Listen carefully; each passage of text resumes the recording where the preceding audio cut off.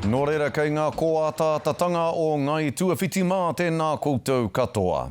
Kua whakatau te kai whakawā, kāore tā te pāti Māori pana atu i a Maria Mena o Kapakīngi i whai i te ture.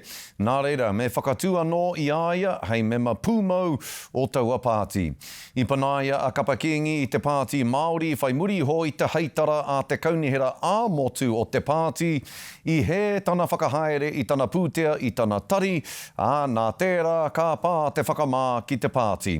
Me ara wāke, ka haere a Kapakīngi ki te kōti, ki te wero i te whakatau a te pāti, kia panaia ia e rātau.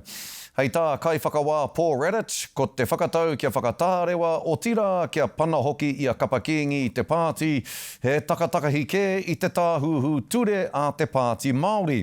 Kua puta he tauā ki pāpāho i te pāti Māori e mai moana i te whakatau a te kōti teitei kia whakahokia a Kapakīngi ki te pāti Māori. Hei tā rātou ka whakaute, ka whakamana hoki i taua whakatau. Hei whakaute hoki mā rātou i te mana o te kōti me ngā tāngata i whai wāhi atu ki tēnei kēhi. Tino kōrero atu nei te pāti Māori e whakaputa kōrero anō mō tēnei take ki te hunga pāpāho. Hei tā rātou ko te aronga nui inaia nei kia haere tonu tā rātou mahi me te whakapakari tonu i te kaupapa matua i tūwai te pāti Māori.